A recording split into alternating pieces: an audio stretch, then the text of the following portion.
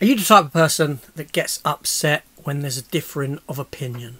When there's a film that you love, but yet someone else hates? Does it bother you? Does it wind you up? Does it make you want to smash their face in? A lot of people are like that. Luckily, I'm not. But today, I'm going to talk about 5 movies. 5 movies that just don't really cut it for me. For one reason or another. Let's delve in.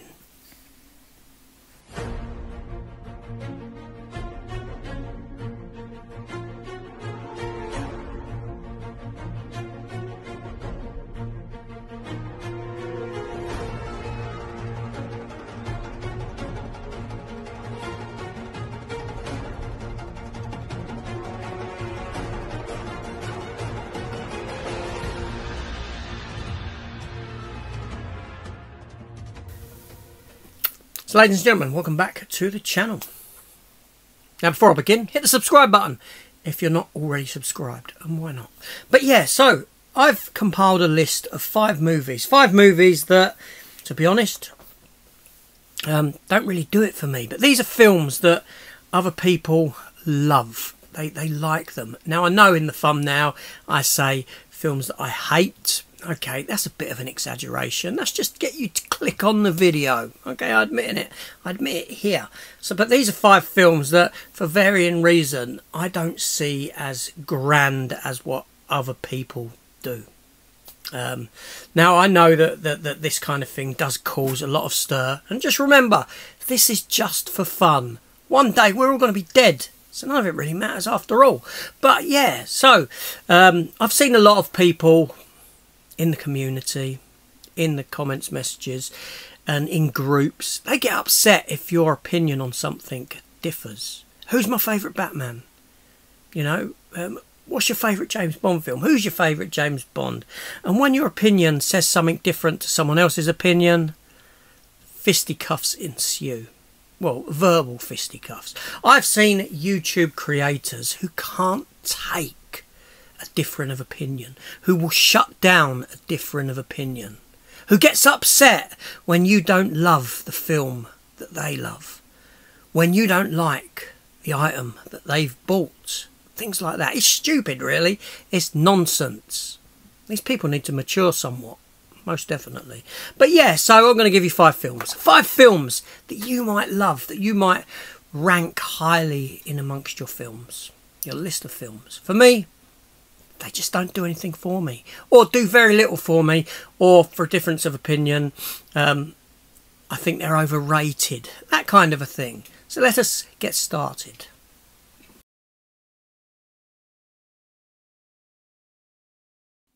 Okay, so first up, this is going to be a quick one. Big Trouble in Little China. Yes, John Carpenter. John Carpenter's Big Trouble in Little China. Now, I love Kurt Russell. I quite like what John Carpenter does. But I don't like this film. I don't like this film.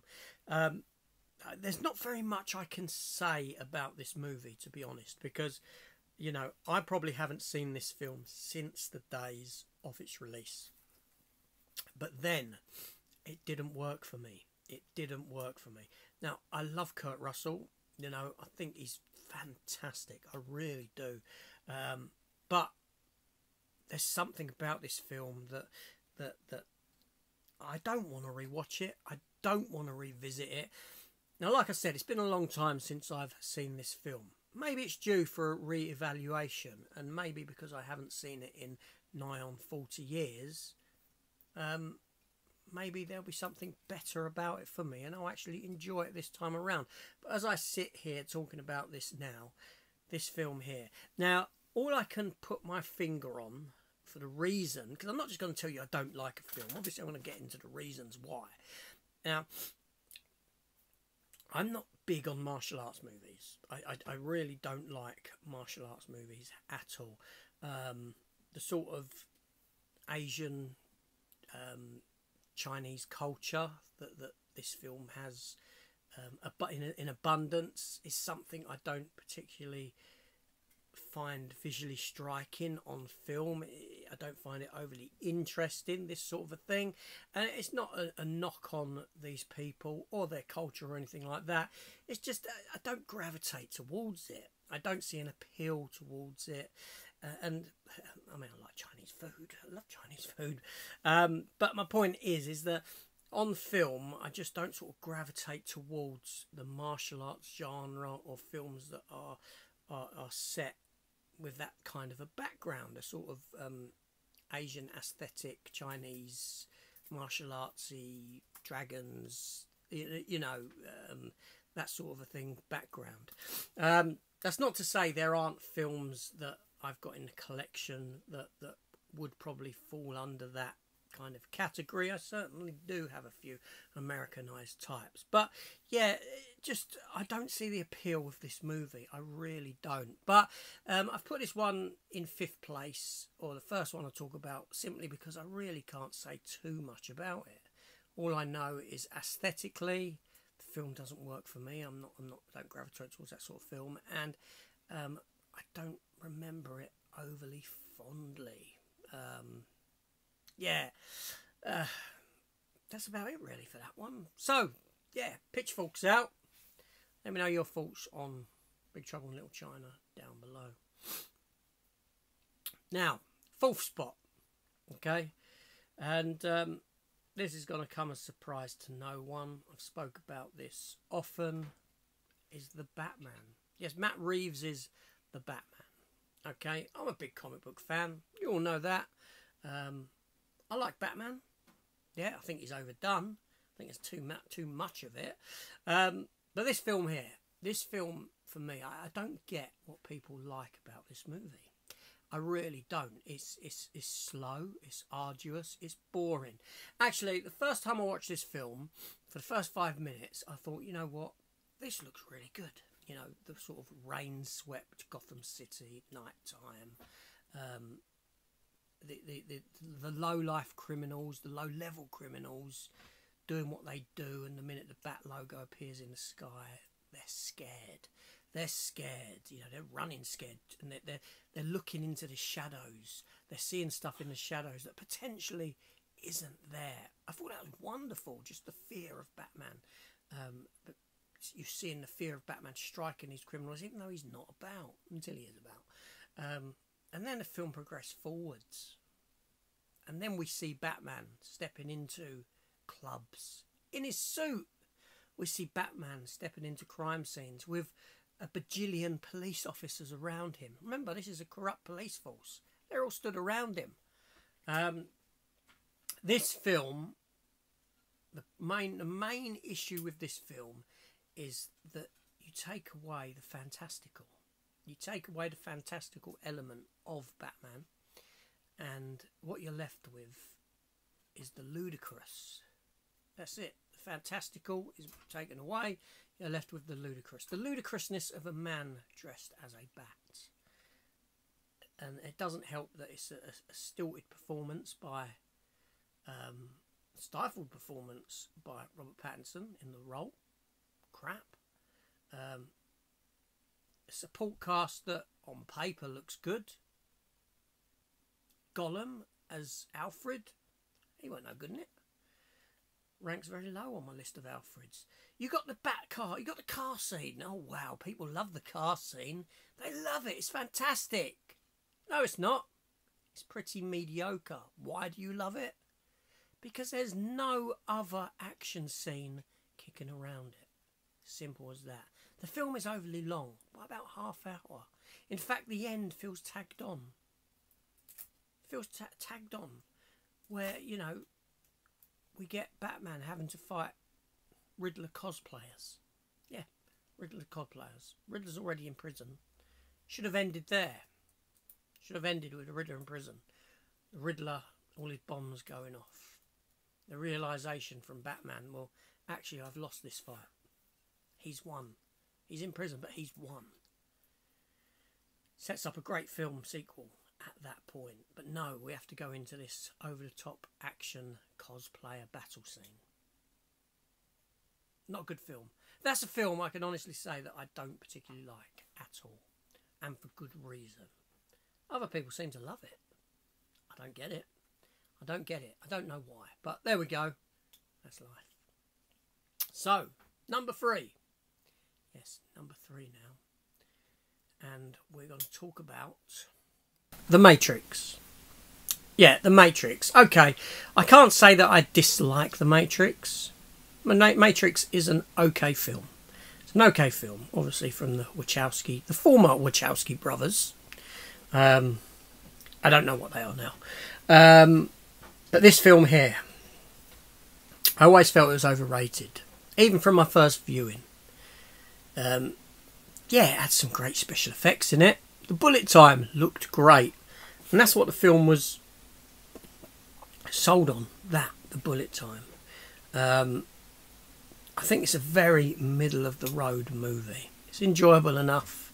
The sequels, to lesser effect. The full film, unwatchable, in my opinion. I never got through it. Again, it's a film that I do have in the collection, but yet I've not watched for a considerable amount of time. I just know that I think it's just overhyped, overrated, and not as good as what people make out. But there we go. So the next couple are actually going to upset people massively. Okay, so strap in for this. So number 2, Blade Runner. First Blade Runner film. I love Blade Runner. The world of Blade Runner. I love. This is where it's a funny one, this one, because Blade Runner is a movie that I want to like. I want to love it. I don't mind Blade Runner. I think it's boring. I think that's his biggest problem, is it's boring. Yeah, it's a drag. It's a very difficult movie to get through for me.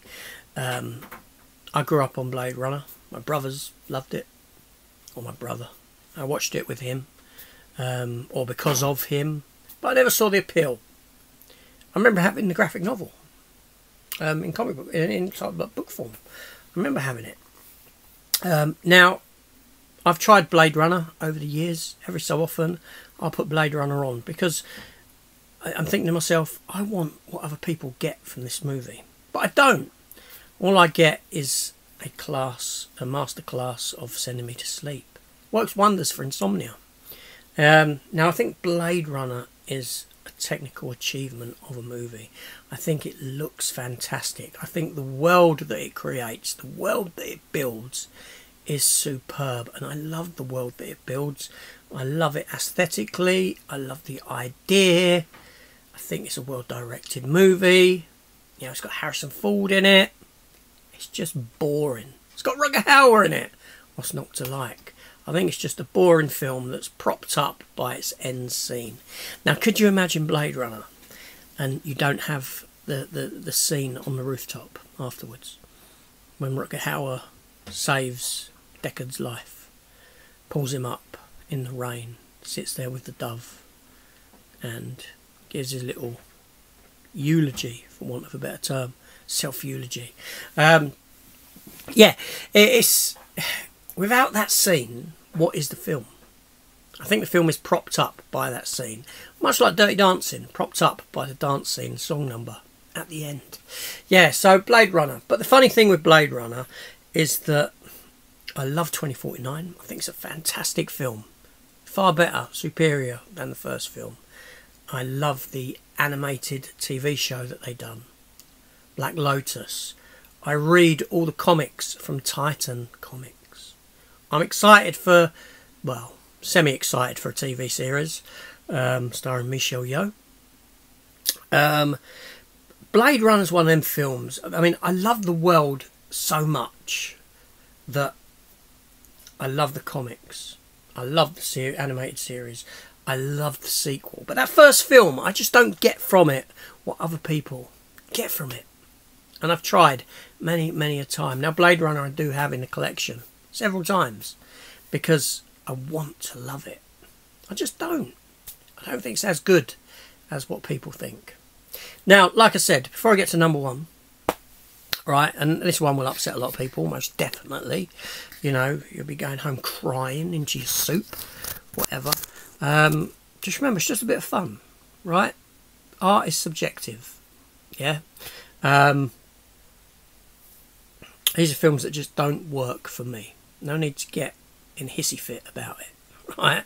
Because I'm sure there's films that I think are marvellous that you don't. And that's the way of it. So the last film, and this is a film that I culled from my collection. It's a film that I did have in the collection on Blu-ray. I sold it with its slipcover on eBay. And it's John Carpenter, yet again. Yes, John Carpenter. What film could it be? That's right, it's The Thing. No, it ain't The Thing. Don't be silly. It's Escape from... No, it's not Escape from New York. Or LA, for that matter. No. It's Halloween. The first Halloween movie. It's crap. Oh, I said I wasn't going to say a crap film. It's a crap film. Okay, I appreciate that this film is made on a low budget. Okay, I appreciate that this film is the grandfather of slasher movies, essentially. Does Psycho count? But anyway, okay, masked slasher movies, if you know what I mean. I think the slasher genre got better after this film. It was done better, propped up by better characters, so to speak. This film, it just plays as stupid. Again, it's a film that's boring. It's an incredibly boring film, dull film for me to sit through and watch. I don't find the character of Michael Myers scary in any way, shape or form at all. You know, I'll be honest, so much so, the only Halloween sequels that I've seen are Halloween 3, Season of the Witch, which was a recent visit in October last year. Obviously that's got nothing to do with the Halloween franchise. It's an anthology movie, so to speak. I've seen H2O, I've got that. Resurrection I've seen. And I've seen the newer trilogy. 2018 one I enjoyed. You know, I can't deny that. But Halloween for me, it's like Michael Myers is just playing peekaboo in it. Peekaboo from behind bushes and things like that. It's just, the film just doesn't do it for me at all. Unfortunately, it never has, and it never will. And I know that people in the horror community, they love this movie. They do. They swear by it. They think it's like the best thing since sliced bread, and I just don't get it. Seriously, I don't get it. And that's the problem. I don't get it. I don't want to get it anymore. I've tried. You know, my last revisit of Halloween on Blu-ray was around the time 2018 film came out. I thought, you know what, let me try the first film again. Just watch that first film. And I came away thinking, this ain't very good. I don't like it. Yeah, it's got a good soundtrack, you know, good theme tune that stays with you. But it's just peekaboo. Michael Myers playing peekaboo. Nothing more. So there you go. There's 5 films. I've given you 5 films that have a big standing among film fans, but 5 films that don't really do anything for me, in one way, shape or another. Okay, like I said, it's not about hating the film. It's just I don't get from it what other people get from it. And I'm not doing this to, you know, knock you for liking these films. Like I said, it's a subjective medium. Right? You know, you like films that I don't. I like films that you don't. It's about coming together and having a conversation. A decent, respectful conversation about differences in these films. Rather than getting upset by it. Rather than getting worked up by it and having that sort of football hooligan mentality that I'm going to fight you because you don't like what I like and I don't like what you like. That's just crazy in my mind. But yeah, there we go. 5 films. Opinions down below. Let me know some films that you don't like or don't reckon as much as, you know, what they're made out to be in the comments below. And I'll see you on the next one. Take care.